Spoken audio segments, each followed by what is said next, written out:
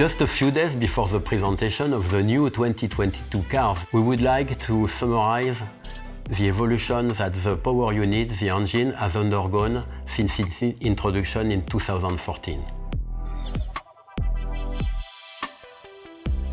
Since 2014, the rules and the way to develop the power unit has been completely changed. Before, the game of the motorist of Formula One was to put as much air as possible in the engine, to then put as much fuel as possible, and this amount of fuel that you would put in the engine would allow to gain power and gain every year some more power, and the rest was done on that. In 2014, the FIA made us the proposal to the manufacturer to change the game, and they decided, okay, now guys, we are going to change completely the figure. We are going to impose the amount of fuel that is going into the engine, and your job will be to do the best use of this fuel, to burn as much as possible this fuel with a very high efficiency, and then the rest will be on technologies that are related to what we want for the future of automotive.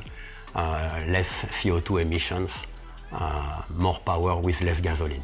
But we did not only that in Formula One. We also decided that the power unit that you would use would have a technology that was not yet on road car. And so it has been decided to try to use the best technology for the combustion, injection, compression ratio, all the traditional technology of engine people, to add a turbo engine. At this time, the turbo engine were coming back on the road car. And also, it was decided to try to recover the lost energy. When you have combustion, a lot of the energy is not used to power the car. It is going into the exhaust.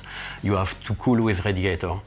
And so, what was decided was to put technologies that would recover part of this energy. After some studies, we realized that the best way to recover energy was to recover the energy that is lost in the exhaust of the cars. What has been added to recover this energy was a small motor that is hooked to the turbo that can allow to recover the extra energy that then would go directly in the air. In that case, we use the energy that is in the exhaust gas to power the turbo, recover this energy, and use it later on with another motor to give more power to the car. Plus, we have the traditional recovery of braking energy. Every time the car is braking, you are also dissipating energy through heat in the brakes. In that case, you can also brake the car with an electrical motor, recover this energy. All this energy is going in a battery.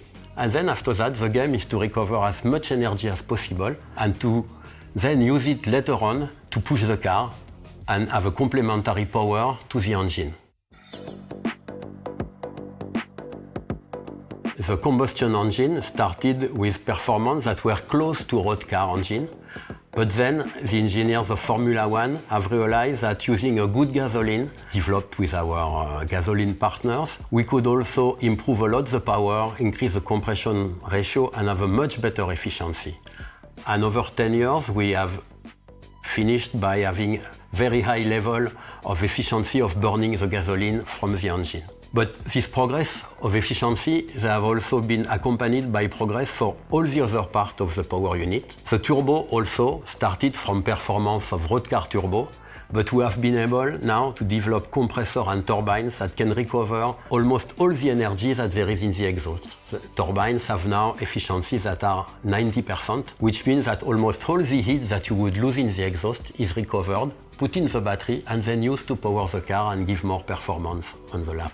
In the same way, all the electric system improved over the years, and now we have extremely efficient motor and power electronics that are controlling the motors, and we lose only 1 to 2% of the energy when we put it through the motors. Batteries also technology has extremely strong evolution in 10 years, and now we have systems that are extremely efficient. That means when you put energy in the battery and you take it away, you are losing very small amount of this energy, maybe 10%. And so this lets you give more power to the traction motor and then make the car faster. So where are we now and where do we go? What we have seen after 8 years of development of this new power unit is that the efficiency out of the gasoline, meaning the energy you can recover when you burn the gasoline, when you recover it, has gone from 30%, the number we had in 2013, to now more than 50%. So it's a tremendous improvement because this type of efficiency you can very rarely find it in combustion process, maybe in some static combustion devices, but not on cars. What will be the evolution of this? With the FIA and all the manufacturers, we have decided to continue this route toward a more sustainable technology in Formula One. And what we try to do now is to increase the electric power, all the recovery sources that we can have as compared to the amount of gasoline. So in the future, in Formula One, we will keep this game of having less gasoline and trying to extract as much power as we can, as much energy, and we will increase the possibility of having electric power to reach numbers like 50% of energy from the engine and 50% of energy from the hybrid system, the electric system that will be in phase with the technology development we have with road car.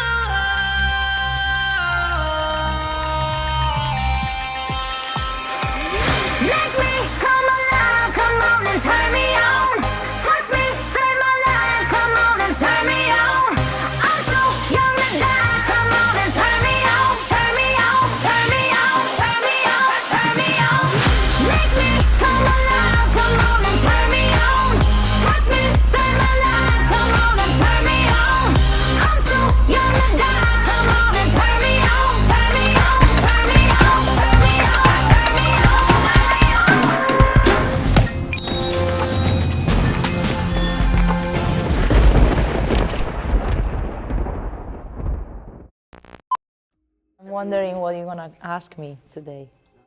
Don't start with how was your race, because I throw my microphone away and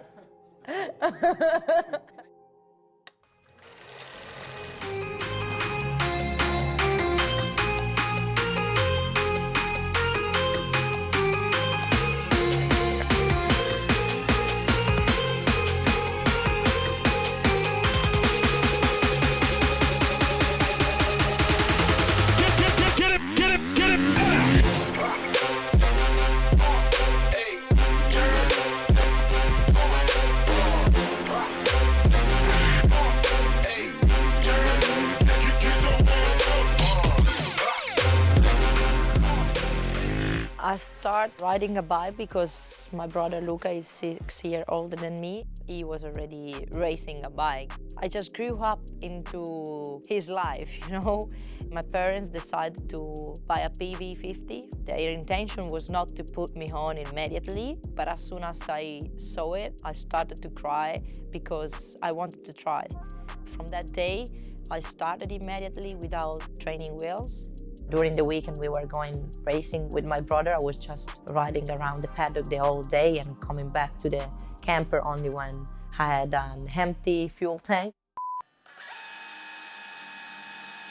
When I was 15, at my very first year in the World Championship, I got the chance to race for Yamaha in a satellite team.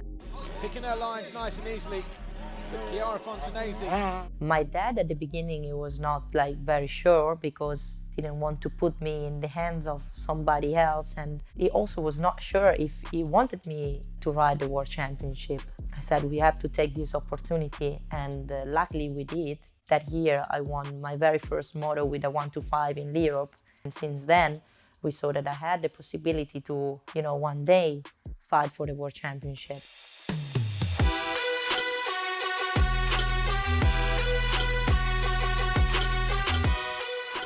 After the first year, we decided to do it on our own. We built our own team, kept going with the MX Fonte Racing team since then to now. A big reason of why I could achieve so much during the years is because I always had a great team. my family. My dad knows perfectly how to put the bike in terms of suspension, and my brother always did the electronic. He always been a rider and he know what I need. Everything was managed by us and everything was going around me, my races and my results. My family is my first supporter and they walk with me in the same direction. I mean, I trust them 100%.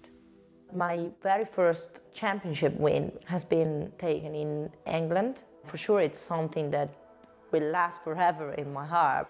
Already one was already something great, and to win 4 in a row was incredible.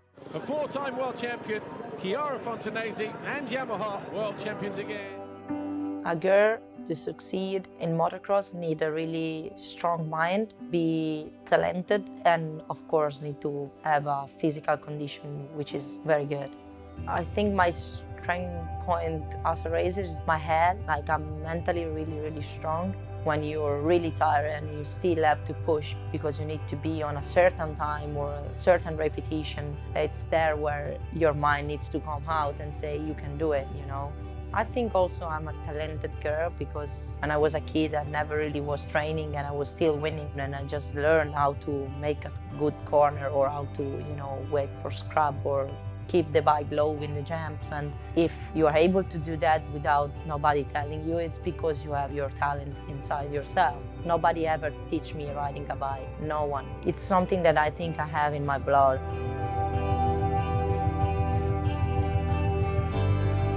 The reason why I came back after the 6th time I won, it's because I only had one dream left, which was to win a title being a mom.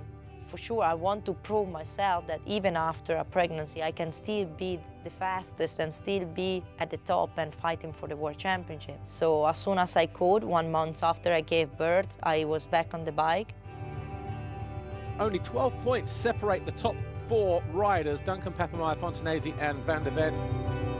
And I was still fast, you know, I mean, I needed time to be back at my level, but it means that I was ready to participate. And I was training almost every day. I was lining up behind the gate in Matterley Basin 2020, only 3 months after I gave birth. And that for me was already a big achievement because my mind always wanted to be back, but you never know until you get there. 3rd overall this weekend, the KTM of Chiara Fontanesi. And when I could finish on the podium already at the first round, it was just really amazing for me and something that I was just like speechless. The season this year is going very well. I've been very consistent apart the first round where I had a bad luck and I lost a lot of points, but for the rest I've been on the podium every round. I won 3 of 4 motos in Turkey, which was very good. 4 motos, very intense. The all 4 finished almost the same, you know, apart the first one. I think that has been one of the greatest battles I've had. That was a proof to myself and to my family that if I say something, I can reach it. We don't prepare strategies before the season, especially in these couple years, you know, with the COVID situation. You never know when you're gonna race, if the race is going to stay there, so difficult to make plans. What I do, and it's what I always did, it's to focus each motos in what I have to do. So step by step, not thinking on the final result, not thinking on I have to do that instead of that. Just keep moving forward, forward and faster, faster, stronger, stronger. Just keep flying further, further and wiser, wiser, higher, higher. Take the limits up. The way you train has changed. Before it was more about riding and racing. Now I wouldn't be so good if I would just ride a bike and not training physically. There's no specific area where you train, it's just about whole body because on the bike you move everything, like really everything. So it's important to be fit enough to try to avoid the injuries. When I started, which is not ages and ages ago, but the bike has changed a lot and we have ECU, traction control, things like that, that you can work so much on that. And when I started, I didn't have all that. So everything is developing year by year. So then you need to be always at the same level. Inside myself, I always want to be the best in everything I do, and I give everything I have. If you want to become a world champion, you need to work hard. I wish that I could have had the possibility to have somebody like me back in the days telling me how I should train, what I should do. That's why we decided to give the opportunity to the others, exactly what I didn't have when I was younger.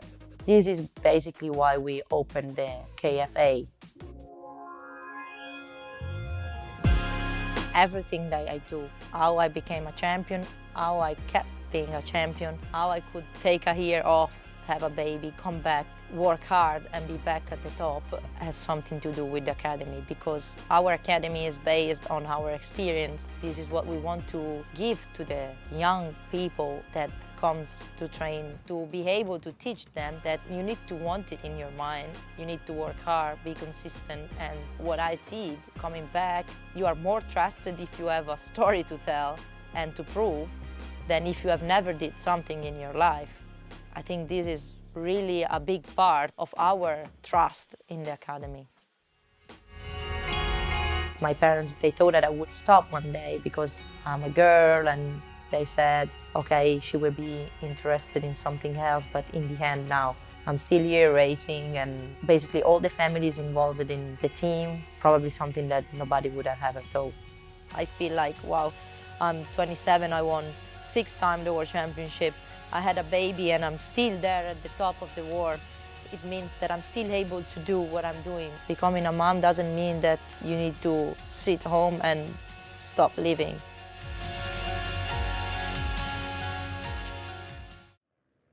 Here we are, temperature 16 degrees, barely a cloud in the sky over the Dolomite Mountains.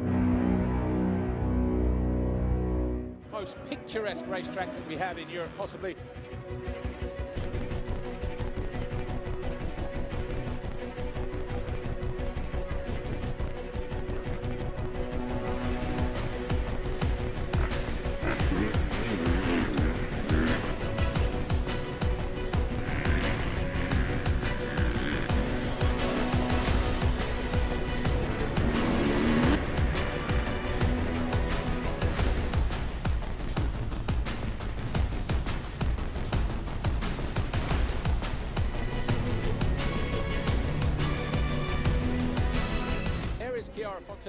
Starting on pole position, as she so often does.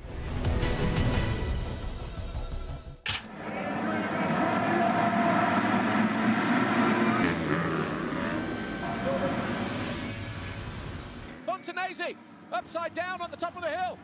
Has that pretty much decided the championship?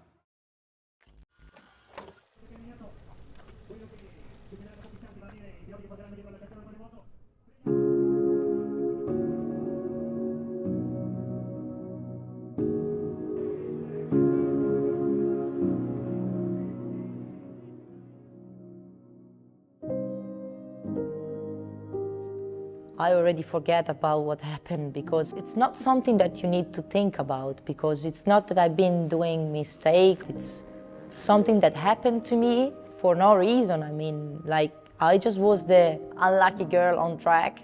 I cannot, stay still and focus on that, because it will take me nowhere. I was fast. I took the pole position at the last round again, so I know I can win. When you lose yourself. It's not the team that loses. And I think that's why individual sport makes you also stronger. This that happened this year made me stronger. It's not about winning. When you win, you don't get stronger. I was really happy to see all the family, friends and fans at the end of the podium. I wasn't expecting this at all. I mean, I was just with my daughter, going back to the van, and I was like, okay, now I need to get changed. It was the last race of the year. All of a sudden, I turned the corner and I saw all the people on the line waiting for me, and they even took me and made me jump in the air. There were many people that I didn't know that they were there cheering for me, and that was amazing. I was feeling like I won the championship. All of a sudden I was like, smiling and crying from joy, because I made people proud anyway. This is why I race. I race and I want to win for moments like this. They show me that even if I did not win, we could still live with moments like this. I'm so happy that I could give everything I had, because nothing more frustrating than ending a championship and knowing that you could have give more. I gave everything I had, and that's why I'm happy anyway.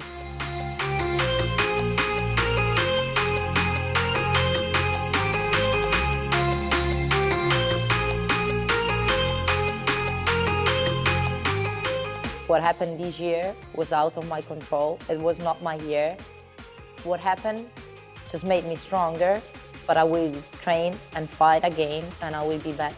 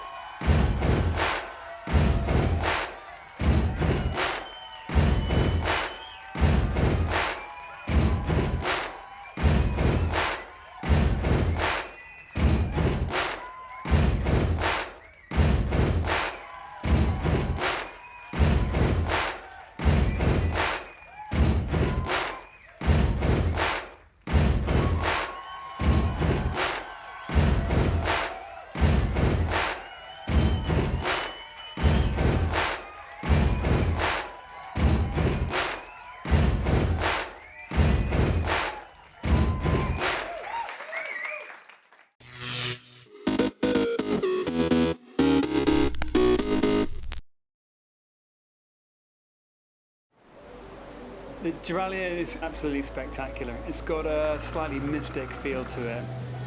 To win the race, you need to be perfect in everything. There's no compromise. You have to be focused all the time. It is the most prestigious race, I think, in the Mediterranean. Passion, tradition, and a respect for continuity. Values which have always typified the Rolex Jiralia. In mid-June, this famous fixture in Mediterranean sailing returns with its 3-day inshore series, followed by the renowned 241 nautical mile offshore race. For the first time in 3 years, the event, organised by the Yacht Club Italiano in collaboration with the Société Nautique de Saint-Tropez, will again see Saint-Tropez take centre stage. The picturesque town of France's Côte d'Azur is much loved by sailors, in part due to its rich nautical heritage. For nearly 70 years, the Rolex Jiralia offshore race has provided a platform for Corinthian sailors to test themselves against elite professional crews. Following the Saint-Tropez send-off, the fleet races to La Formique turning mark, and then to the iconic Jiralia Rock off the northern tip of Corsica, the undeniable symbol and alluring reference point for the entire race. From here, as fatigue often sets in, comes a testing leg to the finish off the illustrious port of Genoa. In recent years, around 200 diverse entries from over 20 nations have been attracted by the charms and challenges this race can offer. For the frontrunners, the race record of just under 15 hours set a decade ago will be an enticing target. The main prize of overall victory is decided on handicap, where preparation, teamwork, skill and dedication are fundamental to success. The 69th Rolex Jiralia offshore race commences on the 15th of June.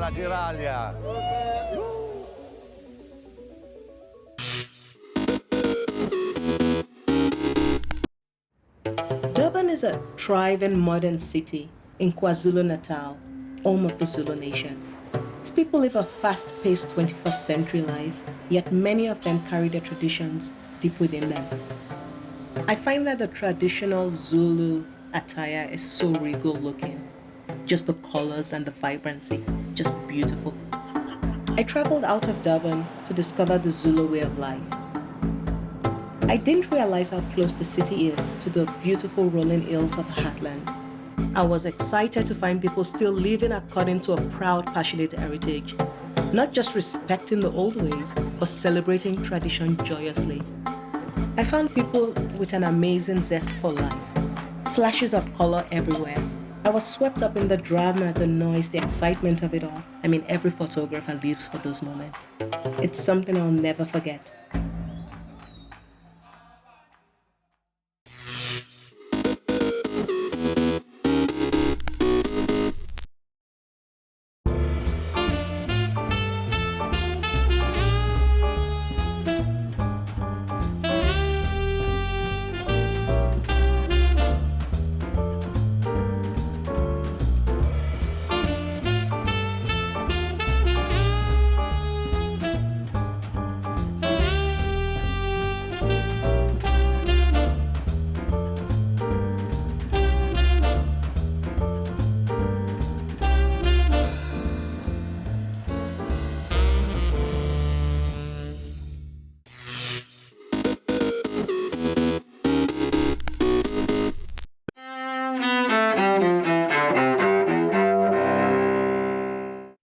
August 28, 1963. Martin Luther King Jr. caps a major civil rights march in Washington with a speech for the ages at the Lincoln Memorial. I have a dream that my 4 little children will one day live in a nation where they will not be judged by the color of their skin, but by the content of their character. I have a dream today.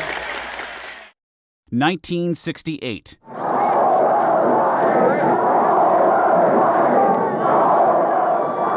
In Chicago, police and anti-Vietnam War protesters clash in the streets during the Democratic National Convention. Connecticut Senator Abraham Ribicoff condemns the police for the violence when he nominates a fellow senator for president. And with George McGovern as President of the United States, we wouldn't have to have Gestapo tactics in the streets of Chicago. But Vice President Hubert Humphrey is the nominee for the deeply divided Democrats. He narrowly loses to Republican Richard Nixon in the fall. 1955. Emmett Till, a black teenager from Chicago, is abducted from his uncle's home in Money, Mississippi. 2 white men seize Till after he supposedly whistled at a white woman. He's found brutally murdered days later. An all-white jury acquits the men of the crime. They later confess in a magazine interview. And 1996. In London, a royal split becomes final as Britain's Prince Charles and Princess Diana are granted a divorce. Diana is killed in a Paris car crash a year later. Charles marries longtime love Camilla Parker Bowles in the following decade. Today in history, August 28th. Ed Donahue, The Associated Press.